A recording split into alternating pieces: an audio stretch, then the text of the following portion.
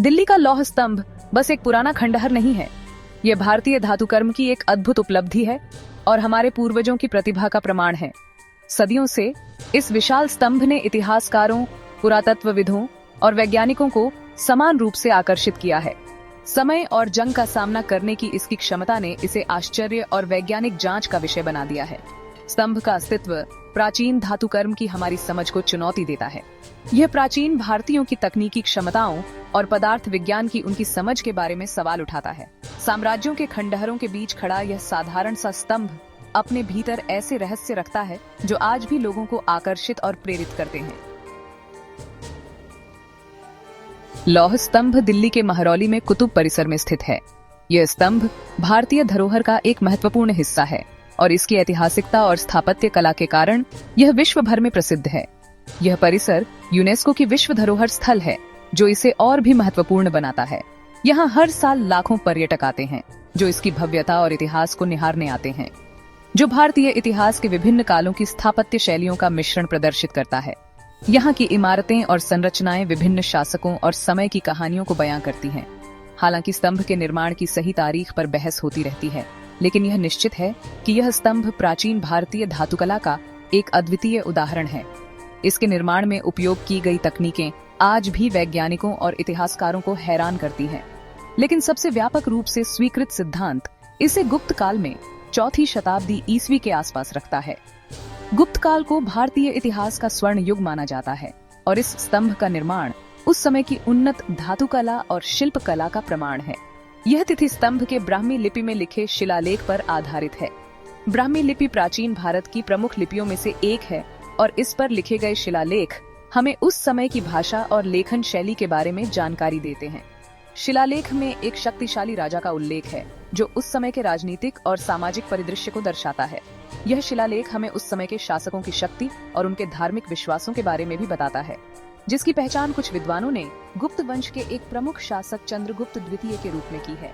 चंद्रगुप्त द्वितीय को विक्रमादित्य के नाम से भी जाना जाता है और उनके शासनकाल को गुप्त साम्राज्य का स्वर्ण युग माना जाता है। यह उसकी विजयों और भगवान विष्णु के प्रति उसकी भक्ति की बात करता है।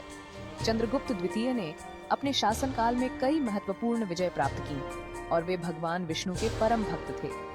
यह शिलालेख गुप्त काल के राजनीतिक और धार्मिक परिदृश्य में बहुमूल्य अंतर्दृष्टि प्रदान करता है। यह हमें उस समय की धार्मिक प्रथाओं और राजनीतिक संरचना के बारे में महत्वपूर्ण जानकारी देता है, जो भारतीय इतिहास को समझने में सहायक है। लौह स्तंभ एक अद्भुत संरचना है, जो 7 मीटर से अधिक ऊंचा है और जिसका वजन 6 टन से अधिक है। यह 99% शुद्ध लोहे से बना है, जो इसके रचनाकारों के उन्नत धातुकर्म कौशल का प्रमाण है। स्तंभ केवल लोहे का एक ठोस ब्लॉक नहीं है, ये एक साथ वेल्ड किए गए कई टुकड़ों से बना है। स्तंभ का डिजाइन सरल लेकिन सुंदर है। इसका एक गोलाकार क्रॉस सेक्शन है जो ऊपर की ओर पतला होता जाता है, जिसके ऊपर एक सजावटी घंटी की राजधानी है। इसकी सतह पर जटिल पुष्प डिजाइन और शिलालेखों के बैंड हैं।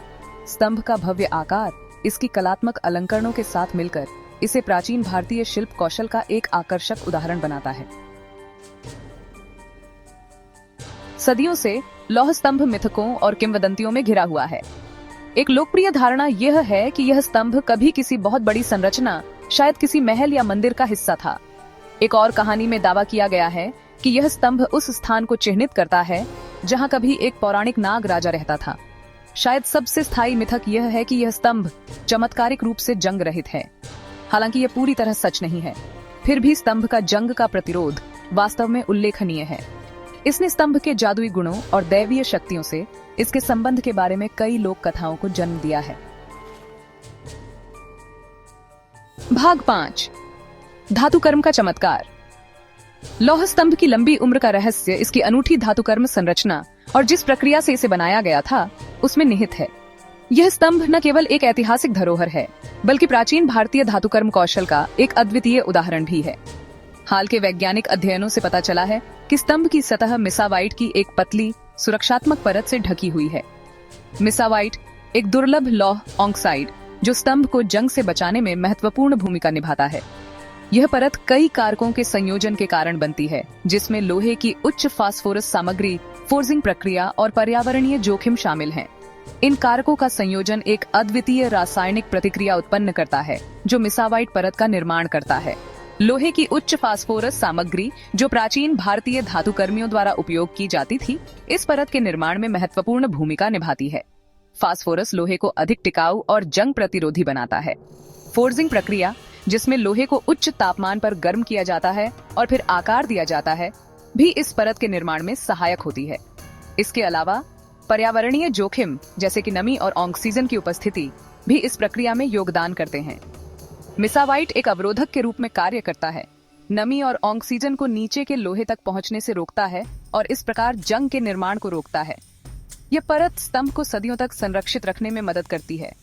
मिसावाइट परत न केवल एक सुरक्षात्मक अवरोध है, बल्कि ये प्राचीन भारतीय धातुकर्मियों के उन्नत ज्ञान का प्रमाण भी है। यह परत नमी और ऑक्सीजन को लोहे की सतह तक पहुंचने से रोकती है, जिससे जंग नहीं लगती और इस प्रकार जंग के निर्माण को रोकता है। इस आकस्मिक खोज ने वैज्ञानिकों को चकित कर दिया है और प्राचीन भारतीय कारीगरों द्वारा धातुकर्म के उन्नत लेकिन अनुभवजन्य ज्ञान पर प्रकाश डाला है। यह ज्ञान जो पीढ़ियों से हस्तांतरित होता आया है, आज भी वैज्ञानिकों के लिए एक रहस्य बना हुआ है। प्राचीन भारतीय धातुकर्मियों का यह अनुभवजन्य ज्ञान, जो उन्होंने अपने अनुभव और प्रयोगों के माध्यम से प्राप्त किया था, आज भी हमें प्रेरित करता है। यह हमें यह सोचने पर मजबूर करता है कि हमारे पूर्वजों के पास कितना उन्नत ज्ञान था, जिसे हम आज भी पूरी तरह से समझ नहीं पाए हैं। भाग 6, गुप्त समाज में स्तंभ का स्थान। लौह स्तंभ केवल एक तकनीकी चमत्कार नहीं है, यह गुप्त साम्राज्य की सांस्कृतिक और कलात्मक उपलब्धियों का प्रतीक है। गुप्त काल को भारतीय इतिहास का स्वर्ण युग माना जाता है। कला, साहित्य और विज्ञान सहित विभिन्न क्षेत्रों में प्रगति से चिह्नित स्तंभ का शिलालेख विष्णु के प्रति राजा की भक्ति के संदर्भ में गुप्त काल के दौरान वैष्णव धर्म के प्रसार को दर्शाता है। स्तंभ की जटिल नक्काशी और एक मंदिर परिसर के भीतर इसका स्थान एक धार्मिक और सांस्कृतिक स्थल के रूप में इसके महत्व का सुझाव देता है। भाग 7, दिल्ली सल्तनत से परे की किंवदंतियां। लौह स्तंभ की प्रसिद्धि दिल्ली की सीमाओं से बहुत दूर तक फैली हुई है। भारत के अन्य हिस्सों में भी इसी तरह के लोहे के स्तंभ पाए गए हैं, हालांकि उतने बड़े या अच्छी तरह से संरक्षित नहीं हैं। इन खोजों से पता चलता है कि लोहे के काम का ज्ञान और जंग प्रतिरोधी संरचनाएं बनाने के लिए इस्तेमाल की जाने वाली तकनीकें एक ही स्थान तक सीमित नहीं थीं। ये स्तंभ अक्सर स्थानीय मिथकों और किंवदंतियों से जुड़े होते हैं। इन प्राचीन संरचनाओं के साथ स्थायी आकर्षण को उजागर करते हैं। वे एक साझा सांस्कृतिक विरासत और भारतीय उपमहाद्वीप में मौजूद उन्नत तकनीकी कौशल की याद दिलाते हैं। भाग 8, भारतीय पहचान का प्रतीक। 20वीं शताब्दी में लौह स्तंभ ने भारतीय लचीलेपन और राष्ट्रीय गौरव के प्रतीक के रूप में एक नया महत्व प्राप्त किया। यह स्तंभ, जो लगभग 1600 साल पुराना है, भारतीय इतिहास और संस्कृति का एक महत्वपूर्ण हिस्सा बन गया है। इसकी अद्वितीय धातु संरचना और जंग प्रतिरोधी गुणों ने इसे एक इंजीनियरिंग चमत्कार के रूप में स्थापित किया है। ब्रिटिश शासन से स्वतंत्रता के संघर्ष के दौरान अपनी स्थायी ताकत और तत्वों के प्रतिरोध के साथ स्तंभ भारत की स्थायी भावना के लिए एक शक्तिशाली रूपक बन गया।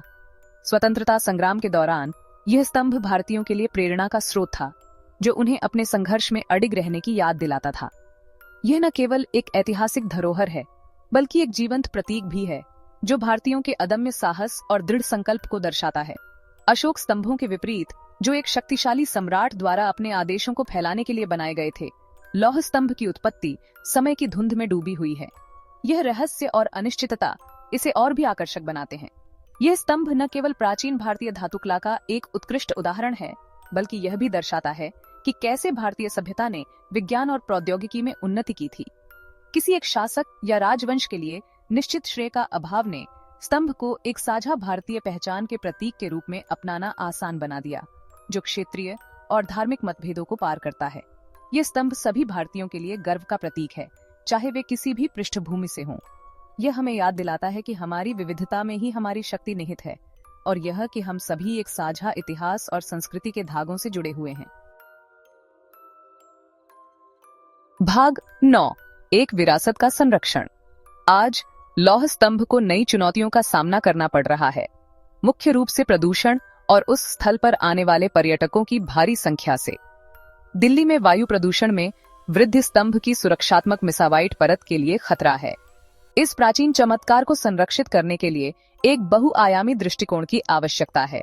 इसमें स्तंभ की स्थिति की निरंतर निगरानी, आसपास के क्षेत्र में प्रदूषण को नियंत्रित करने के उपायों को लागू करना और आगंतुकों को इसके संरक्षण के महत्व के बारे में शिक्षित करना शामिल है।